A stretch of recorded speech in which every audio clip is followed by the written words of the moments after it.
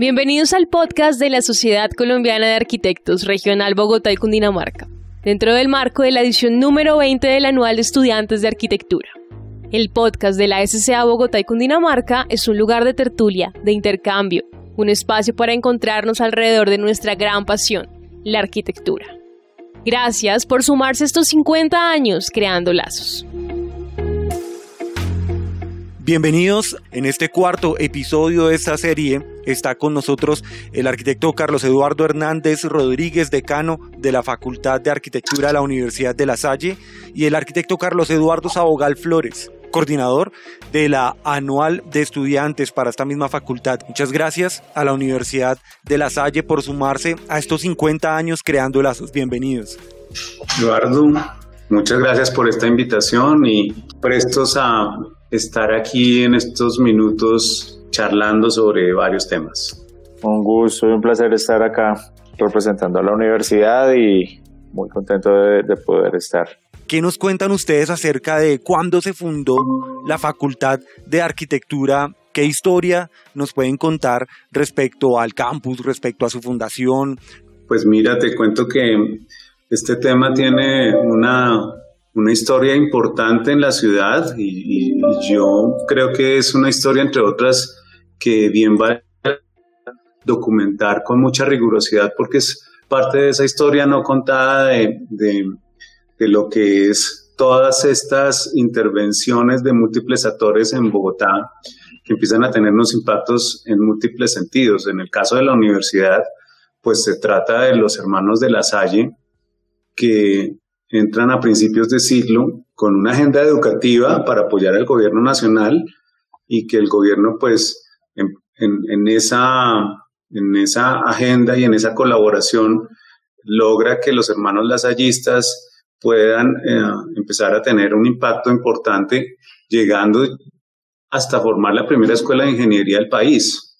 En ese sentido, yo creo que hay una historia que bien vale la pena contar, y en el caso de la sede de Candelaria, pues tenemos inicialmente ahí la puesta de un colegio de La Salle, que luego, por cuenta de los hechos del 9 de abril, pues es totalmente destruida esa manzana y aparece este edificio que, Eduardo, registras en tus memorias y que efectivamente pues tiene una grata recordación porque pues el edificio o la manzana, entre otras, tiene una historia muy importante y sus edificaciones ahí son parte del patrimonio y de la cultura del centro de Bogotá. Esto es un edificio de los años 50 de un arquitecto alemán, Raupert, que entre otras tiene un marco de arquitectura de una gran factura. En este caso, por ejemplo, el edificio principal es un edificio con unas reminiscencias Bauhaus muy importantes. Podemos ahí reconstruir toda esta historia de la arquitectura moderna por cuenta de ese edificio que está ahí y de la manera como se aproxima Raupert al edificio. Toda esta situación que aparece ahí, que la estamos contando un poco como en este grado de superficialidad, tiene muchas historias. El colegio ahí pues marcó a muchas de las épocas del 50, del 60, hasta migrar a la universidad que tenemos hoy en la sede del centro y los primeros programas que se instalan ahí, que tienen que ver mucho con la agenda de las ciencias naturales, que tienen que ver con esta historia también de los hermanos lasallistas en este rigor científico que traen, pues también le abren la oportunidad que aparezca el programa de arquitectura. El programa de arquitectura aparece en la universidad en el año 77. Estamos hablando de que ya tenemos 43 años instalados y que por cuenta de ese ejercicio pues también se instala en una universidad que tiene una historia, que tiene una manera de hacer las cosas y que pues parte como de ese ejercicio de tener programas diferenciados, ¿no? Programas con sellos propios que también le apuestan a entablar ese diálogo de la arquitectura desde diferentes enfoques, desde diferentes aproximaciones. Pero como tal es una apuesta de también hacer ciudad con este marco de la educación, pues en últimas la Universidad de La Salle, su core todo su ejercicio tiene que ver con la formación, con la educación desde su principio. Estamos hablando de más de 300 años de tradición y eso pues tiene mucho peso en la manera como hacemos las cosas. ¿Cuál es el enfoque actual que tiene el currículo académico de la facultad? ¿Cómo refuerzan este currículo? Tienen, bueno, los talleres, por supuesto, pero tienen también seminarios, tienen laboratorios, alguna agenda académica que tienen itinerante. Pues este es un currículo, entre otras, muy interesante. Ahí yo le pediría ahora a Carlos que me ayude ahí como a hacer como esos marcos de los diferenciadores, pero yo creo que, entre otras, una de las cosas que vemos como uno de los grandes y de las grandes apuestas que tiene este enfoque es esta manera de jugarse por lo social, por el servicio, por trabajar por los demás, desde los múltiples programas, desde la misma misión y visión de la universidad, pues ahí hay una apuesta muy fuerte que le marca la ruta a los programas, a las facultades y que por supuesto es un sello que se ve. O sea, aquí estamos hablando de entender el territorio, por ejemplo, con todas sus particularidades, que no es otra cosa que ver cómo todos esos actores influyen en las decisiones, y eso para la formación de un arquitecto es un tema muy importante. Hablar del servicio en la formación de un arquitecto es ya una de los grandes sellos que tiene la facultad. Nosotros somos una facultad que nos denominamos Ciencias del Hábitat, así que tú puedes ver cómo eso, desde el mismo marco de la facultad, ya empieza a darle línea a los programas en torno a cómo nos la jugamos por esa formación.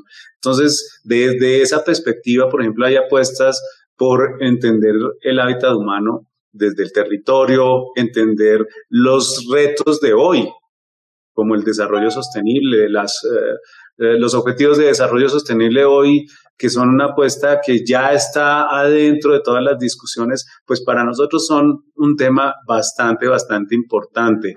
Aquí pues está con nosotros el profesor Carlos Abogal, que en muchas ocasiones nos habla sobre el territorio, sobre el paisaje, sobre la búsqueda de esas discusiones y esos vínculos entre las agendas de macro decisiones, que son las agendas territoriales, lo urbano territorial, y las agendas de lo micro en términos desde ese degradé que hay hasta las decisiones más pequeñas que tomamos en arquitectura. Pero eso en la formación yo creo que es un tema muy importante. Y desde ahí, pues por supuesto, lo que preguntas tú, de cómo se despliega un currículo, de cómo empieza a establecer, digamos, diferentes experiencias para la formación, pues es una situación que nosotros buscamos y trabajamos que se dé en el día a día con mucho cuidado para que esto que declaramos realmente sea la experiencia formativa de nuestros estudiantes y de nuestros futuros arquitectos.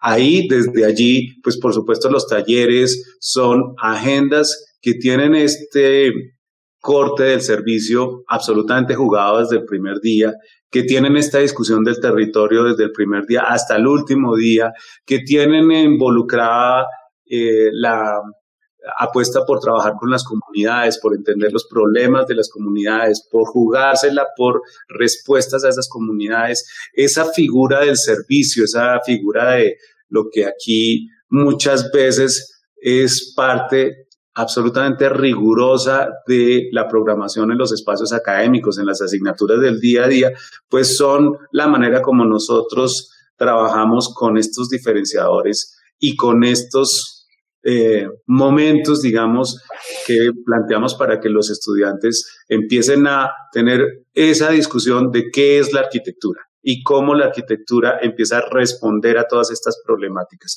Sin lugar a dudas, y yo soy un absoluto convencido de que formar arquitectos tiene que ver con esos contextos.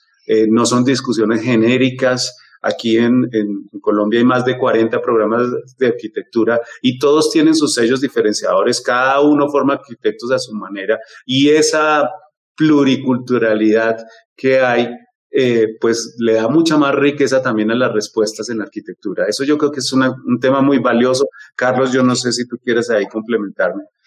Pues bueno, efectivamente lo que hace diferente a la al programa de arquitectura de la Universidad de La Salle es el enfoque social y la responsabilidad que tenemos los arquitectos en la transformación de este país. Entonces, tanto los talleres como todos los espacios académicos que soportan el taller están enfocados a fortalecer esos fundamentos que necesita la sociedad de ese país. Nosotros trabajamos con talleres y con unas áreas fundamentadoras que los acompañan y los nutren de una manera transversal, apoyando la parte de teoría y crítica, representación de ambiente y ciudad y la parte técnica. Y como forma complementaria se han creado unos laboratorios que son una mano entre la articulación de la investigación, de la extensión y de la academia. Estos laboratorios pues vinculan a los estudiantes en procesos académicos y de investigación muy fuertes y nos han ayudado a salir, a hacer un contacto con el exterior. Entonces tenemos el laboratorio, el LabLab, que está enfocado hacia tecnologías tradicionales y experimentación del hábitat colombiano. Está el laboratorio de paisaje y territorio, que está enfocado a las grandes escalas, a la responsabilidad que tenemos en la intervención del territorio y la relación con el medio ambiente. Está Inclusalle, que está enfocado a que la arquitectura realmente sea incluyente, todos los aspectos, accesibilidad, etcétera. Tenemos el de patrimonio, enfocado a todos los temas de recuperación de la memoria cultural, no solo inmueble, sino entendiendo la cultura que tenemos. Y finalmente tenemos el observatorio urbano, que ya tiene gran tradición y es realmente el brazo que permite el contacto de los estudiantes con comunidades locales en todo el país. Y es ese contacto sensible a la realidad que tenemos. Entonces creo que el programa refleja también esa visión institucional de la universidad de una responsabilidad social como academia en el país. Sobre estos laboratorios, estos observatorios que estaba mencionando, ¿cómo es la relación de un estudiante de la Facultad de Arquitectura con estos espacios? ¿Se da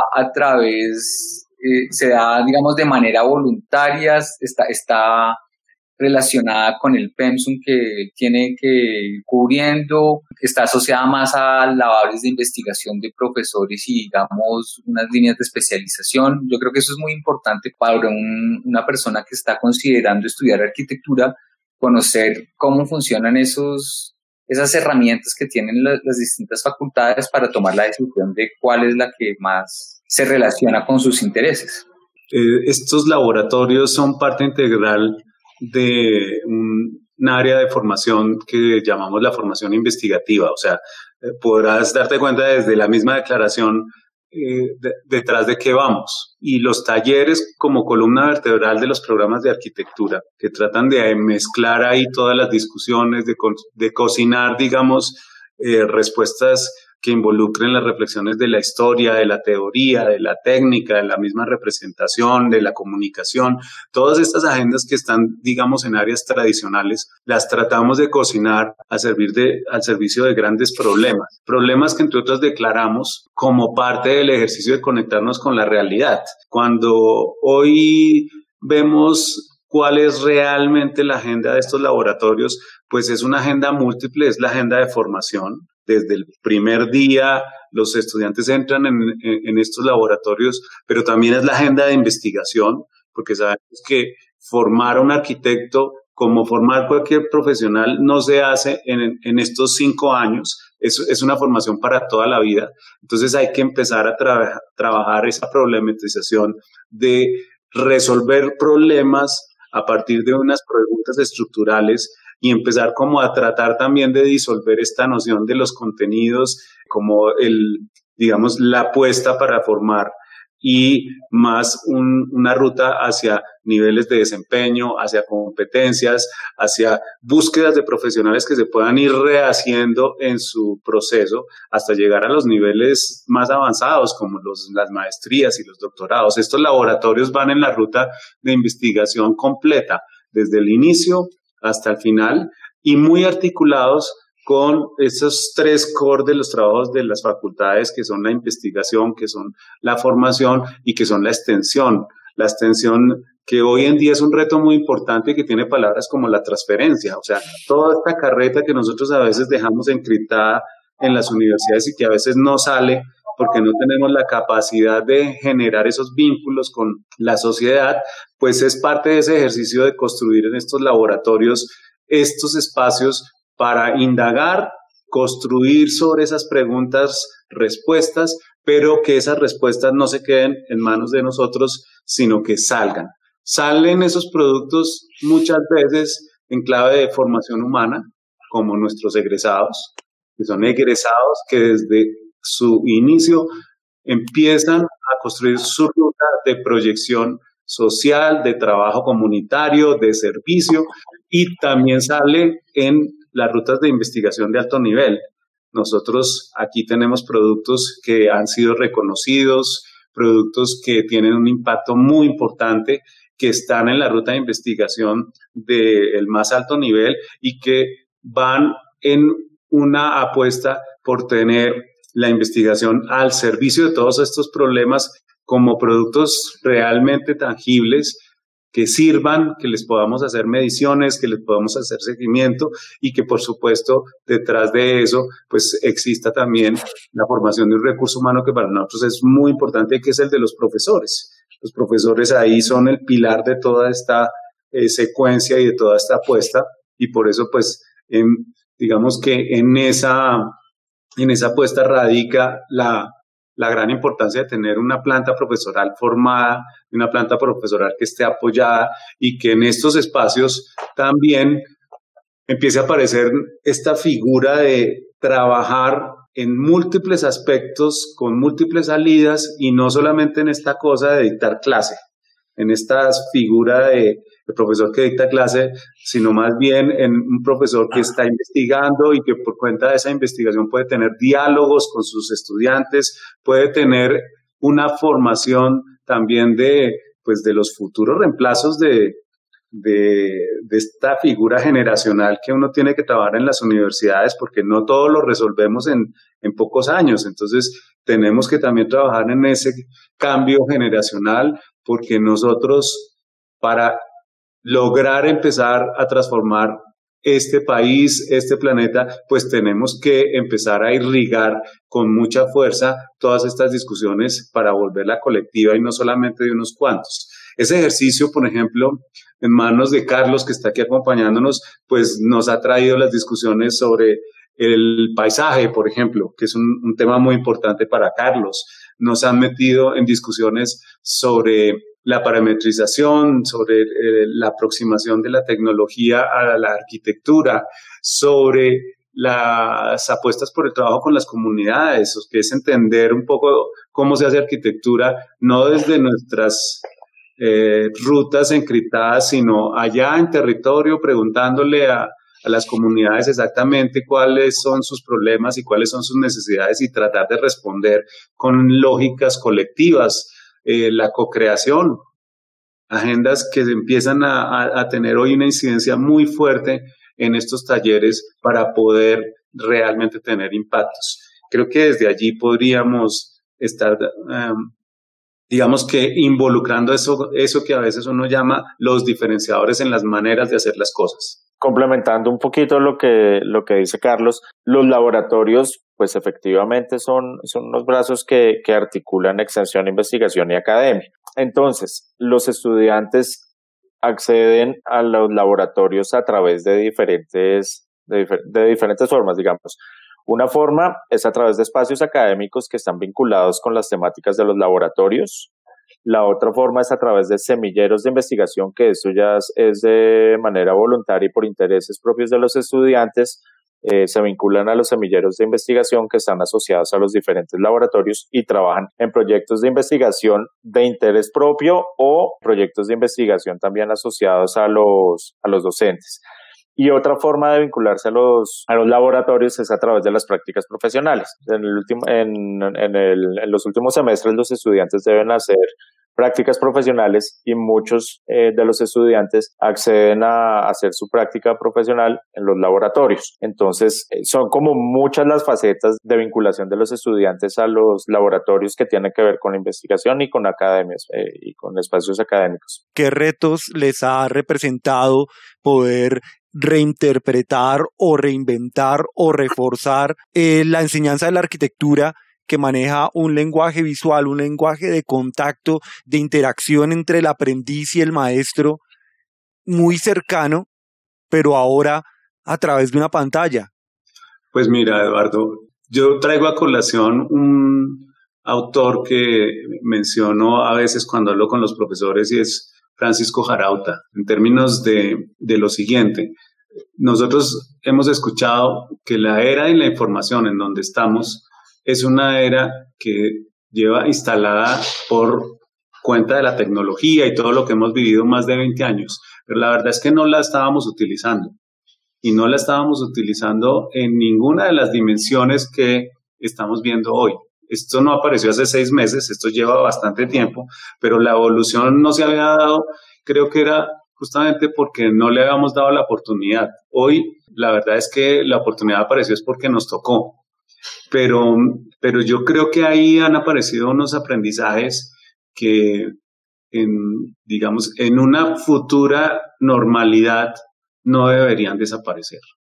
Creo que hay una apuesta muy interesante por preguntarnos cuáles son estos aprendizajes que han nacido por cuenta de estos ejercicios, por qué es clave no tirar a la basura todo lo que hemos hecho en este año. Y seguramente desde esa perspectiva defender que el ejercicio de la formación, por ejemplo en los talleres, es volver a hacer lo que hacíamos antes, seguramente no va a ser tan fácil. Y no va a ser tan fácil porque pues, nosotros mismos nos hemos dado cuenta que en este trabajo de la virtualidad hay cosas interesantes. Y me refiero a 2 de muchas que yo veo. La verdad es que la figura de el profesor que sabe y los estudiantes que hacen caso, que en muchos sitios en arquitectura se ha defendido como la de mayor práctica, en muchos casos la misma virtualidad lo ha empezado a desvirtuar. ¿Y a dónde voy? Por ejemplo, las preguntas que se hacen en el proyecto de arquitectura generalmente se hacen para el estudiante y su proyecto. Y muy pocas veces se logra que esa pregunta sea para todos y que la respuesta también sea para todos. En un taller de arquitectura eso casi no se da. En la virtualidad hay una apuesta porque eso pase.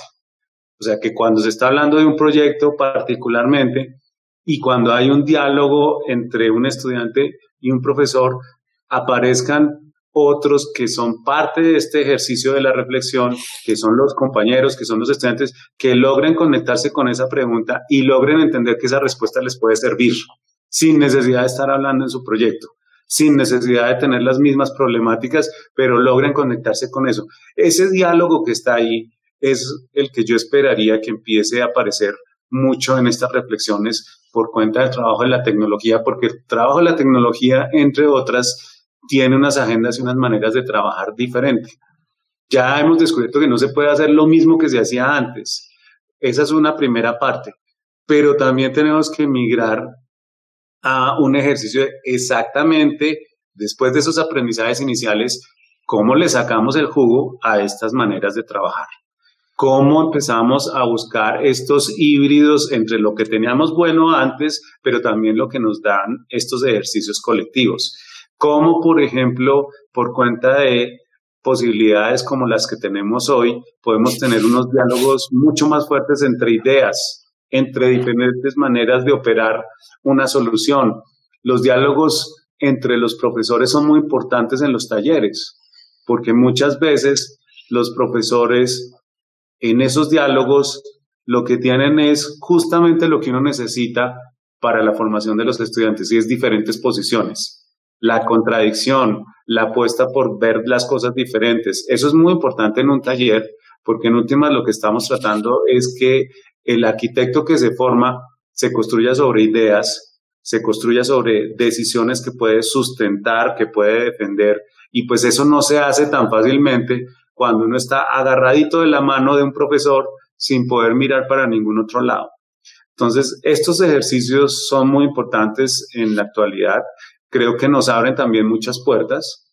Creo que nos invitan a que abramos la puerta del salón y empecemos a dejar que el mundo entre al salón y que el salón ya no se convierta en ese espacio del monólogo, sino en unos diálogos complejos, en unos diálogos totalmente atravesados por reflexiones desde diferentes enfoques, y en esa perspectiva yo creo que la formación se convierte en ese ejercicio de una perspectiva crítica, de un razonamiento para dar argumentos de peso y que esos argumentos realmente sean los que sostengan las propuestas de los futuros arquitectos. Yo creo que para eso es que estamos. Seguramente desde esa perspectiva muchos empezarán a temblar también, porque esas lógicas implican cambios importantes, no solamente en el estudiante, sino también en el profesor, y eso como aprendizaje pues tiene su ruta y tiene su curva de aprendizaje y tiene su momento inicial hasta los momentos en donde esperamos que aprovechemos al máximo de esto. Pero creo que ahí hay también una gran expectativa por qué es lo que sigue. O sea, ¿cómo le vamos a jugar a esto? Porque definitivamente las reglas están cambiando y hay que buscar que esos cambios se puedan aprovechar al máximo. Creo que ahí la apuesta por la virtualidad desde esa perspectiva no es simplemente una ayuda para nuestros procesos de encierro en este momento, sino un complemento a nuestras discusiones, un complemento a nuestras argumentaciones, un refuerzo en las lógicas cooperativas, y seguramente ahí yo creo que tenemos una agenda muy larga por recorrer. Creo que el cambio, pues fue un cambio que a todos nos dio susto, cómo iba a cambiar sobre todo la arquitectura con el contacto con el estudiante, con el sentarse. Y creo que el éxito que tuvo la facultad del programa partió de tres voluntades que se vieron manifiestas: voluntad de los docentes, voluntad de los estudiantes y voluntad de la institución. La primera cosa que pasó cuando sucedió lo de la pandemia, la universidad le apostó de una a lo virtual sin tener la seguridad de qué es lo que iba a pasar.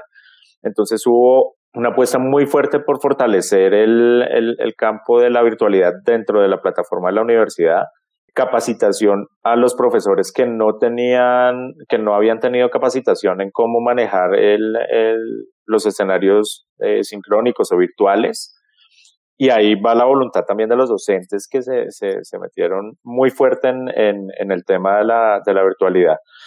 Y por último, los estudiantes también creo que le apostaron al cambio de una manera muy responsable, y el éxito de eso se ve en lo que sucedió este semestre, que todos tal vez teníamos mucho temor de cuántos inscritos iba a haber en este semestre, y realmente el resultado pues para nosotros creo que nos llena de orgullo, y es que el 98.75% de los estudiantes del programa de arquitectura continuaron y se matricularon este semestre y están cursando este semestre. Entonces eso habla de que el resultado fue bueno y ha seguido mejorando en voluntad de los docentes, de los estudiantes y de la universidad. Creo que eso es digno de admirar y de reconocer de todas las partes. Quisiera que ustedes nos dejaran con un comentario libre respecto a esa proyección que tiene la Universidad de La Salle en la formación del arquitecto luego de esta pandemia. Siempre hay unos planteamientos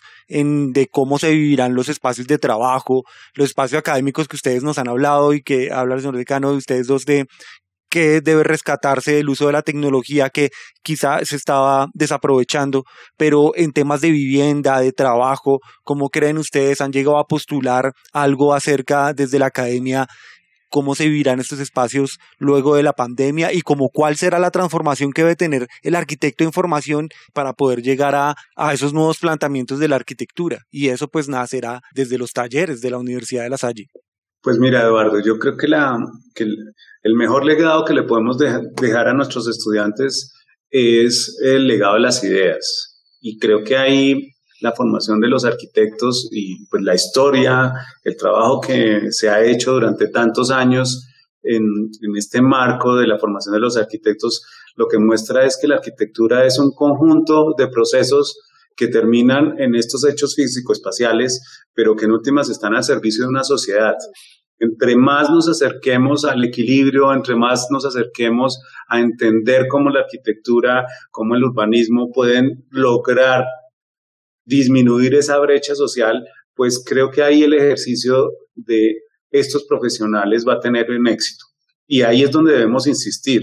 Toda la formación que hay detrás de profesores, el apoyo que se da desde las universidades para que de verdad logre tener sentido la formación, debe ir en esa dirección. Cada vez más deberíamos estar fortaleciendo el espíritu crítico, el pensamiento crítico, la lectura crítica, las argumentaciones con sentido, porque lo otro es casi que accesorio. Dibujar bien es parte de las herramientas que tenemos que hacer por obligación. O sea, nosotros hoy, en términos de la formación de la arquitectura, le jugamos a todo lo que hay en estas áreas de formación. El arquitecto tiene que ser técnico, pero no solamente puede ser técnico, porque si es técnico, de pronto estamos formando es un constructor, pero no un arquitecto.